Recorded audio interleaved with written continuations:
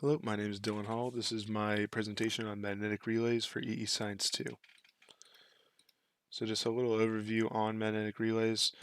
Typically they're used with a small charge that's used to induct a change for a switch on a much larger voltage or power scale. So something like a washer or a dryer that's on 240 volt at your house, you couldn't put that type of power through a traditional switch because they're only meant to handle zero point 0.5 watts to around 5 watts peak.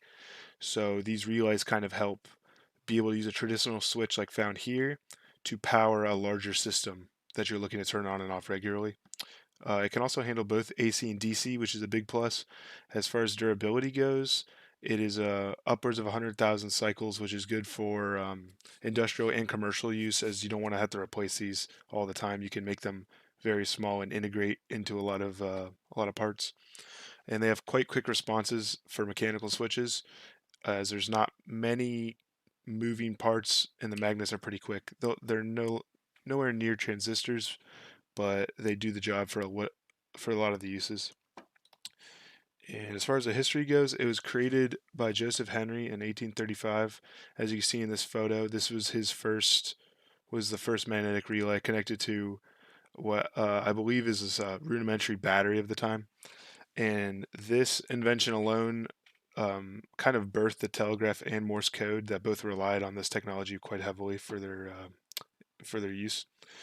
But modern uses of magnetic relays are anywhere you want to protect people from the high voltages, right? So, like I was saying, you wouldn't want to put all this power through a switch that's touched by a person. Say you short it to ground, that would be like devastating.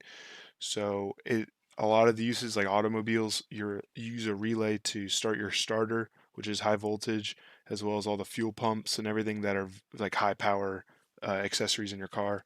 Ovens, anytime you turn the oven on, that clicking you hear is a relay going off because you're heating those coils so hot that they're boiling the water, right? So you don't want to have that contact when you turn on the knob.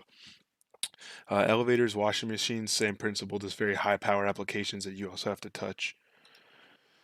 And the EM principles at play, well, with the name magnetic relays, the long name is electromagnetic relay. So obviously, there's going to be a lot of EM themes in, that's basically the whole point of these magnetic relays. Um, but the main principle is the Ampere-Maxwell's law, which states that a changing electric field in terms of time will produce a magnetic field.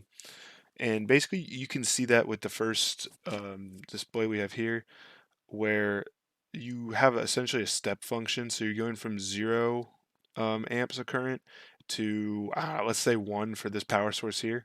As soon as you turn this on, you have a power source going in the counterclockwise direction. And what this causes with the right hand rule, you could put your thumb down in terms of current. So let's say, going down this way, right?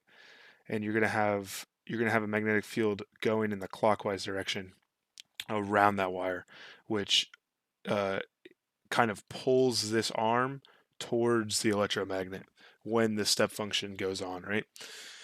So this, by pulling this here, this is a lever, which then mechanically lifts this prong to hit this top contact, which then completes the top circuit. So that's how it kind of keeps you out of harm's way because there's no physical contact here when it's off. So that's how you can keep the two circuits separate. And that's basically all you're seeing is just the Ampere Maxwell's law at play. Thank you for coming to my presentation. I hope you enjoyed.